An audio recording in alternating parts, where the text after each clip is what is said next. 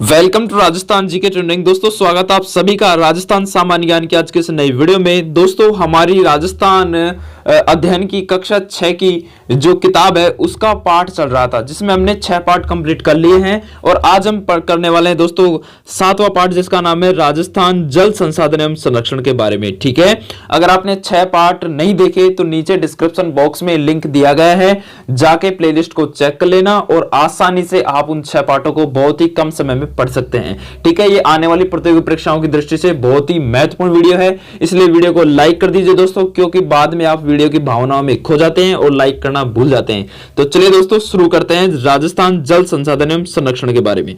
ठीक है, चलिए दोस्तों तो बात करें दोस्तों अगर हमें जल संसाधन की, तो दोस्तों जल के सभी स्रोत जल संसाधन कहलाते हैं। आप सबको पता होगा कि जल के जो सभी स्रोत हैं वो जल संसाधन के नाम से जाने जाते हैं। ठीक है, राजस्थान के प्रमुख जल स्रोतों जैसे झील, नदियों एवं उन पर बंधे बांध व नहरों, तालाब, कुओं एवं नलकूपों आदि हैं। ठीक है, ये अपने क्या है, राजस्थान के प्रमुख जल स्रोत है। कौन कौन से? झीलें, नदियां एवं उन पर बने हुए बांध व नहरें और तालाब और कुएं और नलकूप, ये आदि के जल संसाधन है। दोस्तों सबसे पहले अपन को जानना होगा कि अपवाह तंत्र क्या होता है। ठीक है, अपवाह तंत्र के बारे में हम जानते हैं। ठीक है, धरातलीय बनावट और भूगर्भीय संरचना के आधार पर किसी नदी तथा उसकी सहायक नदियों द्वारा निर्मित जल प्रवाह की विशेष व्यवस्था अपवाह तंत्र या प्रवाह प्रणाली के नाम से जानी जाती है। ठीक है, अगर आपसे पूछ ले कि अपवाह तंत्र किसे कहते हैं, तो धरातलीय बनावट और भूगर्भीय संरचना के आधार पर किसी नदी या उसकी सहायक नदियों द्वारा निर्मित जल प्रवाह की विशेष व्यवस्था को अपवाह तंत्र या अपवाह तंत्र कोई प्रवाह प्रणाली के नाम से जाना जाता है। ठीक है, दो अपवाह क्षेत्रों के मध्य की उच्च भूमि को वर्षा जल को विभिन्न दिशाओं में विभक्त कर प्रवाहित करें, जल विभाजक रेखा कहलाती है। ठीक है, यानी कि जल विभाजक रेखा क्या होती है कि दो अपवाह क्षेत्रों के मध्य की उच्च भूमि को वर्षा जल को विभिन्न दिशाओं में विभक्त कर प्रवाहित करे, उसको जल विभाजक रेखा कहते हैं। जैसे राजस्थान में स्थित अरावली पर्वतमाला, ये अपने अरावली पर्वतमाला के बारे में हमने पढ़ा था। ठीक है, पिछली कक्षा में, जिसमें हमने जाना था कि अरावली पर्वतमाला क्या करती है, जल विभाजक का भी कार्य करती है। ठीक है, चलिए बात करें तो दोस्तों और भी महत्वपूर्ण बात, तो दोस्तों बात करें कि वह छोटी नदियां जो आगे चलकर किसी बड़ी नदी में मिल जाए उसको सहायक नदी के नाम से जाना जाता है। ठीक है, आप सबको पता है सहायक नदी क्या होती है।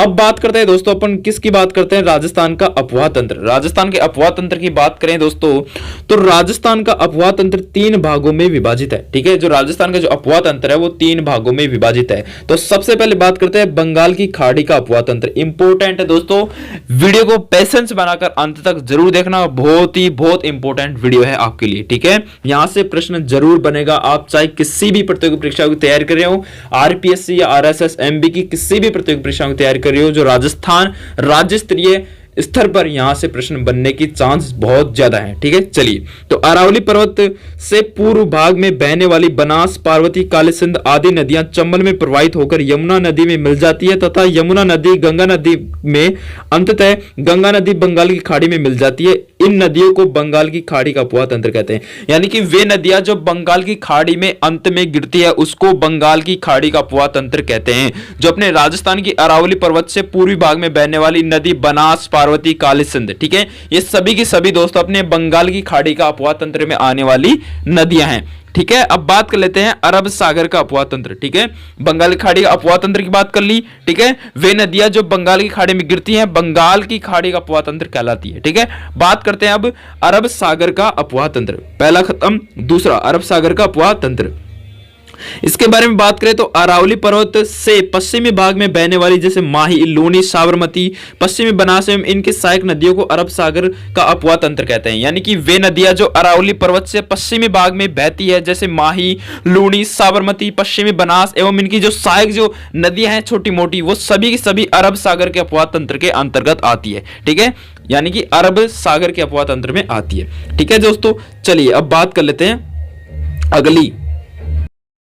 हाँ तो दोस्तों अब बात करते हैं आंतरिक अपवाह तंत्र के बारे में। आंतरिक अपवाह तंत्र क्या होता है दोस्तों, कि ऐसी नदियां जो किसी समुद्र तक ना पहुंचकर स्थल भाग में विलुप्त हो जाए तो उसे आंतरिक या भूमिगत अपवाह तंत्र वाली नदियां कहते हैं। ठीक है, यानी कि ऐसी नदियां जो अपना जो जल है वो कहीं पर भी ना लेके जाए और वो बीच में ही लुप्त हो जाए, उसको बोलते हैं आंतरिक अपवाह तंत्र। ठीक है, जैसे घग्गर है, बाणगंगा है, कातली है, साबी है, रूपारेल है और मेंढा आदि राजस्थान की आंतरिक प्रवाह तंत्र वाली नदियां हैं। ठीक है, चलिए दोस्तों अब बात कर लेते हैं राजस्थान की प्रमुख नदियों के बारे में। ठीक है, अब तंत्रों के बारे में तो अपवाह तंत्रों के बारे में हमने देख ली। अब बात कर लेते हैं राजस्थान की प्रमुख नदियां कौन कौन सी हैं जहां से अपने प्रश्न बनने के चांस बहुत ज्यादा रहते हैं। ठीक है, तो बात करते हैं दोस्तों चंबल नदी की। ठीक है, तो इस नदी का जो उद्गम स्थल है वो एमपी में विंध्याचल पर्वत से है। ठीक है, जो चंबल नदी है इसका जो उद्गम स्थल है दोस्तों वो मध्य प्रदेश में विंध्याचल पर्वत से है। यह राजस्थान की सबसे लंबी व एकमात्र वर्ष भर बहने वाली नदी है। ठीक है, राजस्थान की सबसे लंबी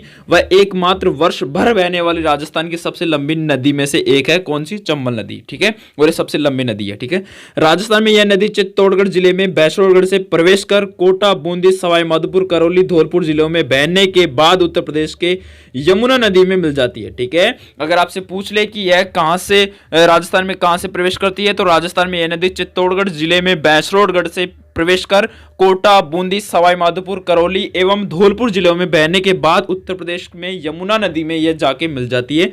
बहुत ही इंपॉर्टेंट बात है। ठीक है, इसकी सहायक नदियों की बात करें तो बनास, पार्वती, काली सिंध, बेड़च और कोठारी इसकी सहायक नदियां हैं। ठीक है, और राजस्थान का औद्योगिक नगर कोटा चंबल के किनारे स्थित है। आपसे पूछ लेगा कि कोटा शहर किस नदी के किनारे स्थित है, तो आपको बताना है चंबल नदी के किनारे स्थित है। ठीक है, चलिए दोस्तों अब बात कर लेते हैं बनास नदी के बारे में। ठीक है, बनास नदी की बात करें तो इसका उद्गम स्थल राजसमंद जिले के खमनोर की पहाड़ी से होता है। ठीक है, इसका उद्गम तो अपने राजस्थान के खमनोर की पहाड़ियों से होता है। ठीक है, चलिए यह राजसमंद चित्तौड़गढ़, भीलवाड़ा, टोंक जिलों में बहकर सवाई माधोपुर में रामेश्वर के निकट चंबल में मिल जाती है। ठीक है, ये बनास नदी चंबल की सहायक नदी है। ठीक है, याद रखना इसका जो उद्गम स्थल है वो राजसमंद जिले में खमनोर की पहाड़ियों से है और यह राजसमंद, चित्तौड़गढ़, भीलवाड़ा, टोंक जिलों में बहकर सवाई माधोपुर के रामेश्वरम के निकट चंबल नदी में यह जाके मिल जाती है, तो इसलिए यह अपनी चंबल की सहायक नदी कहलाती है। ठीक है, यह मौसमी नदी है, इसकी लंबाई 480 किलोमीटर, यानी कि यह वर्ष भर नहीं बहती, सिर्फ ये मौसमी नदी है, मौसम के अनुसार ये बहती है। ठीक है, जो भी वर्षा के मौसम में बहती है। ठीक है, पूर्णतः राजस्थान में बहने वाली यह सबसे लंबी नदी है और ये राजस्थान के अंदर बहने वाली पूर्णतः ये सबसे लंबी नदी में से एक है और सबसे लंबी नदी है। ठीक है, टोंक व सवाई माधोपुर नगर बनास नदी के किनारे स्थित है। आपसे पूछ लेगा कि टोंक व सवाई माधोपुर नगर राजस्थान की किस नदी के किनारे स्थित है, तो बनास नदी के किनारे स्थित है। ठीक है, बनास की प्रमुख सहायक नदियां मैनाल हो गई, कोठारी हो गई, बेड़च हो गई, खारी, ये इसकी सहायक नदियां हैं। ठीक है, चलिए अब बात कर लेते हैं राजस्थान की महत्वपूर्ण नदी लूणी नदी के बारे में। ठीक है, चलिए दोस्तों लूणी नदी के बारे में बात करते हैं। तो दोस्तों लूणी के बारे में बात करें तो अजमेर जिले के गोविंदगढ़ के निकट सरस्वती व सागरमती दो धाराओं के मिलने से इस नदी का उद्गम होता है। ठीक है, अजमेर जिले में गोविंदगढ़ के निकट सरस्वती व सागरमती नामक दो धाराओं के मिलने से इस नदी का क्या होता है? उद्गम होता है लूणी नदी का। ठीक है, चलिए अजमेर, नागौर, पाली, जोधपुर, बाड़मेर, झालोर आदि जिलों में बहने के बाद यह कच्छ की खाड़ी में मिल जाती है और कच्छ की खाड़ी अपने कहां पे है? गुजरात में। ठीक है, बाड़मेर जिले के बालोतरा तक इसका पानी मीठा होता है, इसके बाद यह खारा हो जाता है। आपसे पूछ सकता है कि लूणी नदी का जो पानी है वो कहां तक खारा होता है और कहां तक मीठा होता है? तो दोस्तों बालोतरा तक तो इसका पानी मीठा होता है, बालोतरा के बाद, बाड़मेर के बालोतरा के बाद इसका पानी खारा हो जाता है, इसलिए इसको लूणी नदी के नाम से जाना जाता है। अगर आपसे पूछ लेगा लूणी नदी की सहायक नदियां कौन कौन सी है, तो जोजड़ी, बांडी, जमाई, मीठड़ी, खारी, सूकड़ी, सांगी और गुइया, ये अपने किसकी है? लूणी नदी की सहायक नदियां हैं। ठीक है, चलिए अब बात करते हैं दोस्तों माही नदी की। दोस्तों माही नदी की अब बात करते हैं तो दोस्तों माही की बात करें, चलिए माही अपने मध्य प्रदेश में विंध्याचल पर्वत इस नदी का उद्गम स्थल है। ठीक है, यह भी अपने एमपी से विंध्याचल पर्वत से निकलती है। ठीक है, और यह नदी राजस्थान में बांसवाड़ा, प्रतापगढ़ जिलों में बहने के बाद खंभात की खाड़ी में जाके मिल जाती है। माही की सहायक नदियां और सोम और जाखम है। ठीक है, इंपॉर्टेंट बात है कि ये अपने मध्य प्रदेश के विंध्याचल पर्वत से इसका उद्गम स्थल होता है और ये राजस्थान में बांसवाड़ा प्रतापगढ़ जिलों में बहती है। और इसके सहायक नदियों की बात करें तो सोम व जाखम इसकी सहायक नदियां हैं। ठीक है, अब बात कर लेते हैं दोस्तों बाणगंगा नदी की। तो यह नदी जयपुर के बैराट की पहाड़ियों से निकलती है। जो बैराट अपनी सभ्यता है, प्राचीन सभ्यता, वहां से यह नदी निकलती है, बाणगंगा नदी। ठीक है, इस नदी का पानी भरतपुर में घना पक्षी राष्ट्रीय उद्यान में नम भूमि का निर्माण करती है। इसे अर्जुन की गंगा के नाम से भी जाना जाता है। ठीक है, अर्जुन की गंगा कहा जाता है अपने बाणगंगा नदी को। ठीक है, चलिए अब बात कर लेते हैं दोस्तों मृत नदी घग्गर के बारे में। ठीक है, इस अंत्य प्रवाह वाली नदी का उद्गम हिमाचल प्रदेश में हिमालय पर्वत की शिवालिक की श्रेणियों से होता है और उत्तरी राजस्थान में यह नदी हनुमानगढ़ में प्रवेश कर श्री गंगानगर में विलुप्त हो जाती है। इसे प्राचीन सरस्वती नदी का अवशेष भी माना जाता है। इसे इसका प्राचीन नाम सरस्वती नदी भी माना जाता है। ठीक है, इंपॉर्टेंट बात है कि ये अपने अंतर प्रवाह वाली नदी है और ये इसका उद्गम है वो अपने हिमाचल प्रदेश में हिमालयी पर्वत से शिवालिक की श्रेणियों से इसका उद्गम स्थल होता है। ठीक है, चलिए ये बात हो गई राजस्थान की प्रमुख नदियों के बारे में। अब बात कर लेते हैं दोस्तों राजस्थान की प्रमुख नदी घाटी परियोजना के बारे में। ठीक है, चलिए तो नदियां पर बांध बनाने से जल विद्युत उत्पादन, सिंचाई, पेयजल आदि कई प्रकार के उद्देश्य पूर्ण होते हैं, इसलिए इन्हें बहुउद्देश्य परियोजना भी कहा जाता है। ठीक है, नदियों को बहुउद्देश्य परियोजना क्यों कहा जाता है? क्योंकि दोस्तों पानी से हमें जल विद्युत उत्पादन भी हो जाता है, सिंचाई भी हो जाती है, पेयजल आपूर्ति भी हो जाती है और पीने का पानी भी मिल जाता है, इसलिए इसको बहुउद्देश्य परियोजना के नाम से भी जाना जाता है। ठीक है, चलिए अब बात कर लेते हैं राजस्थान की बहुउद्देश्य परियोजनाओं के बारे में।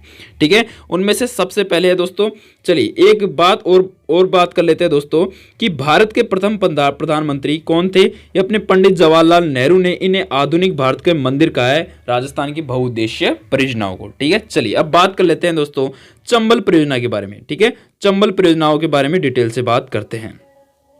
तो दोस्तों चंबल परियोजना यह राजस्थान और एमपी की संयुक्त परियोजना है। ठीक है, राजस्थान और मध्य प्रदेश की संयुक्त परियोजना है चंबल परियोजना। इसके अंतर्गत कुल 4 बांध बनाए गए हैं। इसके अंतर्गत कितने बांध बनाए गए हैं? 4 बांध बनाए गए हैं। गांधी सागर बांध मध्य प्रदेश के मंदसौर जिले में स्थित है और राजस्थान में चित्तौड़गढ़ में राणा प्रताप सागर बांध तथा कोटा में जवाहर सागर बांध कोटा बैराज है। ठीक है, यानी कि राजस्थान में चित्तौड़गढ़ में राणा प्रताप सागर बांध तथा कोटा में जवाहर सागर बांध व कोटा बैराज अपने चंबल परियोजना के अंतर्गत बनाए गए बांध है। ठीक है, इस परियोजना से दोनों राज्य को जल विद्युत एवं सिंचाई सुविधा मिलती है। कौन कौन राज्य को? मध्य प्रदेश और राजस्थान को। ठीक है, चलिए अब बात कर लेते हैं माही बजाज सागर परियोजना के बारे में। ठीक है दोस्तों, बात करें माही बजाज सागर परियोजना के बारे में तो यह परियोजना बांसवाड़ा में माही नदी पर है और यह राजस्थान की ही परियोजना है। ठीक है, राजस्थान और गुजरात की सम्मिलित परियोजना है। ठीक है, राजस्थान और गुजरात की है दोस्तों। ठीक है, और ये माही बजाज सागर परियोजना के बारे में आपसे पूछ ले तो यह परियोजना बांसवाड़ा में माही नदी पर है और बांसवाड़ा राजस्थान के अंदर है और यह राजस्थान और गुजरात की सम्मिलित परियोजना है, दोनों की कंबाइंड परियोजना है और इस परियोजना से दोनों राज्यों को जल विद्युत और सिंचाई की सुविधा मिलती है। ठीक है, चलिए अब बात कर लेते हैं बिसलपुर परियोजना के बारे में। तो यह परियोजना टोंक जिले के टोड़ा रायसिंह नगर के पास बिसलपुर गांव में बनास नदी पर है। ठीक है, बिसलपुर परियोजना की बात करें तो यह परियोजना टोंक जिले के टोड़ा रायसिंह नगर के पास बिसलपुर गांव में बनास नदी पर है। इस परियोजना में जयपुर, अजमेर, टोंक आदि क्षेत्रों को पेयजल आपूर्ति की जाती है बिसलपुर परियोजना से। ठीक है, आपसे पूछ सकता है कि बिसलपुर परियोजना से किन किन जिलों को पेयजल आपूर्ति होती है? तो जयपुर को होती है, अजमेर, टोंक। ठीक है, इन सभी शहरों को क्या मिलता है? पेयजल आपूर्ति मिलती है। ठीक है, चलिए अब बात कर लेते दोस्तों सरदार सरोवर परियोजना की। ठीक है, तो सरदार सरोवर परियोजना की बात करें तो गुजरात में नर्मदा नदी पर गुजरात, मध्य प्रदेश, महाराष्ट्र और राजस्थान की संयुक्त परियोजना। ठीक है, सरदार सरोवर परियोजना अपने गुजरात में नर्मदा नदी पर गुजरात, मध्य प्रदेश, महाराष्ट्र और राजस्थान यानी कि कुल 4 राज्यों की संयुक्त परियोजना है। इस परियोजना से राजस्थान के दक्षिण पश्चिम में नहर द्वारा बाड़मेर एवं जालोर जिले में सिंचाई तथा पेयजल सुविधा उपलब्ध करवाई जाती है। ठीक है, सरदार सरोवर परियोजना के बारे में पूछ रहे तो यह 4 राज्यों की संयुक्त परियोजना है। कौन कौन से राज्य आते हैं इसमें? गुजरात, मध्य प्रदेश, महाराष्ट्र और राजस्थान। ठीक है, चलिए अब बात कर लेते हैं अन्य राजस्थान की परियोजनाओं के बारे में। तो पाली जिले में जवाई नदी पर जवाई परियोजना है, बिल्कुल सबको पता है कि पाली जिले में जवाई नदी पर जवाई परियोजना है और वो राजस्थान की है, ठीक है। उदयपुर में मानसी वागल परियोजना है, ठीक है। डूंगरपुर में सोम नदी पर सोम कमला अंबा परियोजना है, बिल्कुल। प्रतापगढ़ में जाखम पर जाखम परियोजना आदि प्रमुख है, ठीक है। चलिए अब बात कर लेते हैं दोस्तों राजस्थान में प्रमुख झीलें एवं जल संचय, ठीक है। चलिए इसके बारे में डिटेल से बात कर लेते हैं। तो दोस्तों राजस्थान के लगभग हर क्षेत्र में पारंपरिक जल स्रोत जैसे कुएं, बावड़ियां, खंडेर आदि पाए जाते हैं। जैसा कि आपको अगर आप पश्चिम राजस्थान की तरफ जाओगे तो आपको कुएं, बावड़ियां और खंडेर बहुत ज्यादा मात्रा में पाए जाएंगे, ठीक है। तत्कालिक राजा महाराजाओं ने जल संरक्षण के कई उपाय किए थे जो वर्तमान में भी उपलब्ध हैं, ठीक है। उदयपुर के राणाओं ने उदय सागर, फतेह सागर, गोवर्धन सागर, रंग सागर आदि झीलों का समय समय पर निर्माण करवाया तथा नहरों की सहायता से इन्हें आपस में जोड़ दिया, जिससे वर्षा ऋतु में जल एक बाद दूसरी झील में स्थानांतरित हो जाए, ठीक है। एक के बाद दूसरी झील में स्थानांतरित हो जाए। उदयपुर को झीलों की नगरी के नाम से जाना जाता है क्योंकि उदयपुर में राजस्थान के सबसे ज्यादा झीलें पाई जाती है, ठीक है। चलिए मेवाड़ के महाराणा जयसिंह ने सन 1687 से 1691 ईस्वी तक, ठीक है, मेवाड़ के महाराणा जयसिंह ने सन 1687 से 1691 ईस्वी तक उदयपुर में जयसमंद झील का निर्माण गोमती नदी पर करवाया, जो विश्व की मीठे पानी की सबसे बड़ी मानव निर्मित झील है। कौन सी झील? जयसमंद झील, ठीक है। आपसे पूछ सकता है, बहुत ही इंपॉर्टेंट प्रश्न है कि विश्व की मीठे पानी की सबसे बड़ी मानव निर्मित झील कौन सी है? तो जयसमंद झील है, जिसका निर्माण महाराणा जयसिंह के द्वारा करवाया गया था 1687 से 91 तक, ठीक है। चलिए अजमेर में स्थित पुष्कर झील, जिसको सरोवर एक धार्मिक महत्व की प्राकृतिक झील के नाम से जाना जाता है। आना सागर झील भी अजमेर की एक प्रसिद्ध झील है, ठीक है। राजसमंद झील में स्थित राजसमंद झील, जिसके उत्तरी भाग को नौ चौकी भी कहा जाता है, इंपॉर्टेंट आपसे पूछ सकता है, ठीक है। राजसमंद झील के उत्तरी भाग को किस नाम से जाना जाता है? तो नौ चौकी के नाम से जाना जाता है, ठीक है। सिरोही के माउंट आबू में राज्य की सबसे ऊंचाई पर स्थित प्राकृतिक झील नक्की झील है। आपसे पूछ सकता है कि राजस्थान की सबसे ऊंचाई पर स्थित झील कौन सी है? तो आपको बताना है नक्की झील है, ठीक है।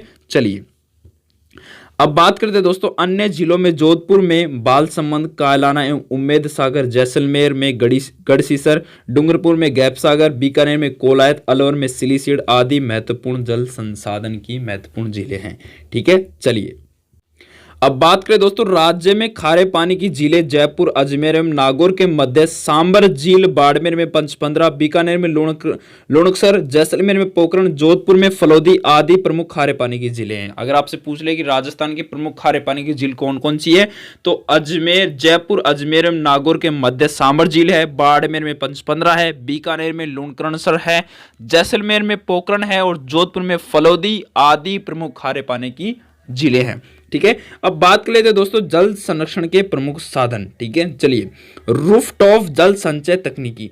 दोस्तों इस तकनीकी से घर की छत पर गिरे वर्षा के जल को घर के नीचे बने कुएं में एकत्रित किया जाता है, जिसको रूफटॉप जल संचय तकनीकी कहते हैं, जो अपने पश्चिमी राजस्थान में बहुतायत से आपको देखने को मिल जाएगी, ठीक है। अब बात करें वाटर हार्वेस्टिंग तकनीकी, तो इस तकनीकी में व्यर्थ बहने वाले वर्षा के जल को भूमिगत किया जाता है, जिसको वाटर हार्वेस्टिंग तकनीकी के नाम से जाना जाता है, ठीक है। चलिए अब बात करें दोस्तों भूगर्भिक, तो भूमि के अंदर का, ठीक है। अपवाह नदी जल का बहना प्रवाह अपवाह कहलाता है। टांका क्या होता है दोस्तों? पश्चिमी राजस्थान में जल संरक्षण हेतु घर में बनाई गई कुएनुमा संरचना को टांका के नाम से जाना जाता है। खंडीन क्या होती है? पश्चिमी राजस्थान में कृषि के लिए जल संरक्षण हेतु बनाई गई संरचना को खंडीन कहा जाता है। दोस्तों टांका और खंडीन में आपको कंफ्यूज नहीं होना है, क्योंकि दोस्तों टांका है जो जल संरक्षण हेतु घर में बनाई गई कुएनुमा संरचना है, जिसका उपयोग पेयजल आपूर्ति के लिए किया जाता है, और खंडीन का उपयोग दोस्तों कृषि के लिए किया जाता है, ठीक है। और जोड़े वर्षा जल को रोककर भूमिगत जल स्तर को बढ़ाने हेतु बनाए जाते हैं जोड़े, ठीक है। और बनाई गई संरचना को जोड़े कहते हैं। और संरक्षण क्या होता है? सुरक्षित रखना या रखरखाव को संरक्षण के नाम से जाना जाता है। तो दोस्तों अब बात कर लेते हैं अपन अभ्यास प्रश्नों की, ठीक है। हमने जो भी पढ़ा उसके हम प्रश्न लगाने वाले हैं। देखता हूं कि आपने किस तरह से इस टॉपिक को ध्यानपूर्वक पढ़ा है। तो चलिए दोस्तों आपको नीचे कमेंट बॉक्स में अपना आंसर करते चलना है और मैं आपसे प्रश्न पूछता हुआ चलूंगा, ठीक है। चलिए पहला प्रश्न है दोस्तों कि बनास किस नदी की सहायक नदी है? तो दोस्तों बनास अपने किस नदी की सहायक नदी है? इसका सही जवाब आपको नीचे कमेंट करके बताना है। तो अभी अभी हमने बताया था कि बनास चंबल नदी की सहायक नदी है, ठीक है।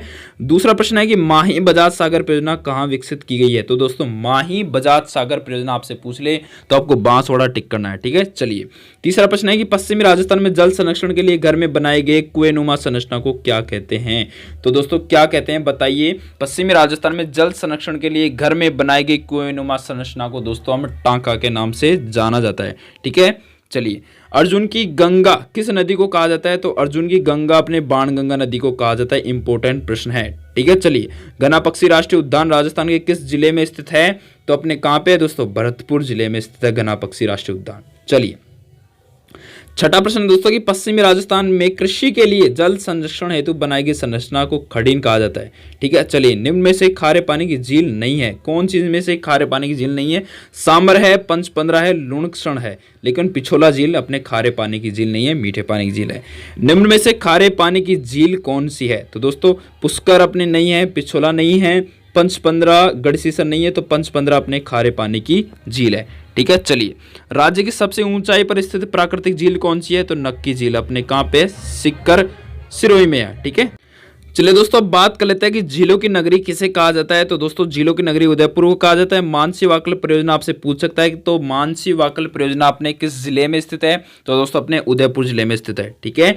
तो दोस्तों ये थे अपने जल संसाधन एवं संरक्षण से संबंधित राजस्थान सामान्य ज्ञान से संबंधित महत्वपूर्ण टॉपिक जो कंप्लीट हो चुका है। आशा करता हूं आपको यह वीडियो पसंद आई होगी। वीडियो को लाइक शेयर सब्सक्राइब करना। आने वाली प्रतियोगी परीक्षाओं की दृष्टि से ऐसे ही राजस्थान सामान्य ज्ञान के वीडियो आपको यहां से मिलते रहेंगे। थैंक यू, धन्यवाद।